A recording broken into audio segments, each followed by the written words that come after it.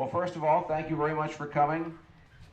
Bonjour et bienvenue to our Canadian visitors. That's the extent of my French, despite the fact that I grew up in a half French-Canadian family and spent 3 years in a French parochial school. So that's all the French you'll hear. We've spent quite a bit of time putting the parade together, but it is one that's been very popular here over the years, and it has been out of service for, as best as we can tell, 8, maybe 9 years. And today it is just about ready to come back into our operating fleet, and I'll tell you more about it when it gets here. Car 4387. Anybody from the greater Boston area, particularly north of Boston? Okay. Yes, Tom, we know you're... Yeah. Okay. Yeah. Okay.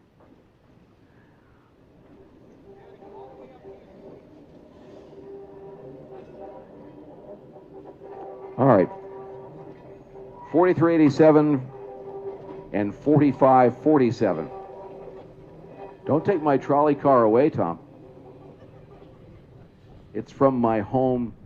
I'm originally from Salem, Massachusetts, and that would have been my hometown line. This is 4547 from Brooklyn, New York. We have any Brooklynites in the crowd today?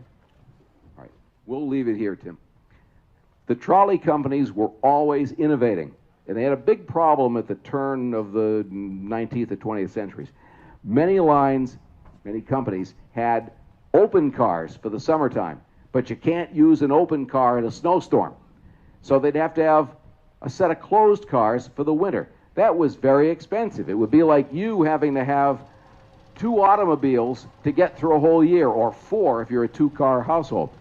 So designers went to work. Could they come up with a car that could be good in all seasons?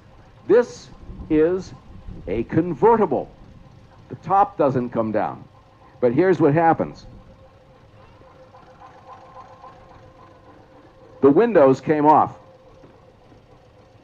In the summertime, they took the window panels out, and they were replaced by these steel safety grates so nobody would fall out. And when they did that, the car was nice, wide open. It caught the breezes as it went along. Nice idea, right? Brooklyn had hundreds of trolley cars. Where do you put all those windows? And what happens if it's a nice morning and the car's out on the line and then the weather turns sour? You don't have the windows right there to put back in. So this was good. Could they get better? Yes, they could. This is the convertible. This is called a semi-convertible. And now we're going to do a little demonstration here. If I can catch up to my crew. All right. Oh, can we open one? All right. I see what we're doing. It's a 3-part window. Alan has rolled the middle section. It goes up into a pocket between the ceiling of the car and the roof. Let's show them what happens with the bottom sash. What looks like the windowsill is a trap door. The window's been hiding down here. So let's put it up.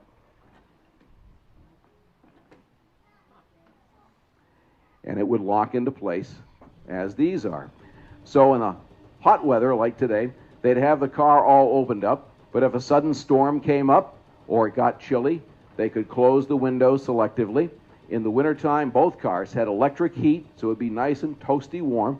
And this was truly a car that could be used easily in all 4 seasons of the year. There's one other little piece to this one.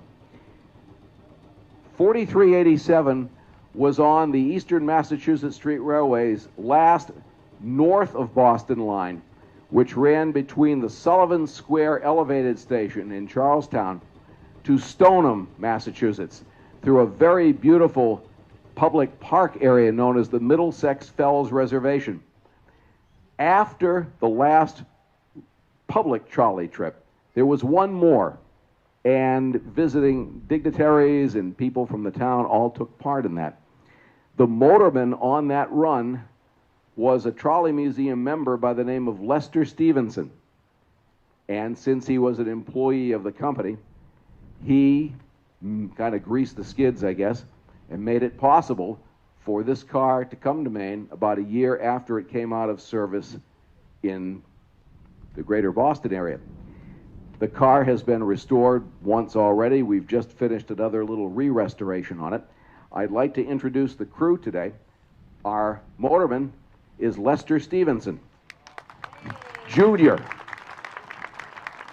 Lester is the son of the gentleman who got this trolley car. What we had hoped to do today was to have another person on this car, Donald Stevenson, Lester's son, but he had to end up having to work today, and his children are also volunteers here. So you figure it out, we got 1, 2, 3, 4 generations of one family that have been involved here and continue their involvement. And I thought it was important that we have Lester be the motorman on the car today. So ladies and gentlemen, from the Eastern Massachusetts Street Railway, car number 4387. You guys can go. I'm not done with 4547. Going back to Brooklyn for a minute. Trolleys were very popular. They were in all the big cities. They were so popular, the streets were packed with trolley cars. I mean, they can't exactly pull out and pass each other on tracks. So the streets are full, the trolleys are going every which way. So much so, it kind of was a challenge to cross the street, all right? So the saying in Brooklyn anyway was, you couldn't cross a street in Brooklyn without having to dodge a trolley. And now you know how a professional baseball team got its name. You ever wonder, what were the Dodgers dodging? Okay. The Brooklyn Dodgers were originally known as the Brooklyn Trolley Dodgers. The word trolley got dropped there along the way. Well, the Brooklyn got dropped along the way too, but that's another thing. So trolleys not only carried people, they were also responsible for something as simple as the naming of a baseball team.